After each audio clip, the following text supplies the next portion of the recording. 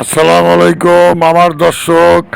আজ আপনাদের আমাদের সিরাজগঞ্জ সেই সেরা হাসপাতাল মনসুর আলী হাসপাতাল, এই হাসপাতালে যারা চিকিৎসা নিচ্ছেন ডাক্তার নার্স সবার প্রতি অনুরোধ ভিডিওটাকে লাইভ শেয়ার কমেন্ট করবেন। ধন্যবাদ।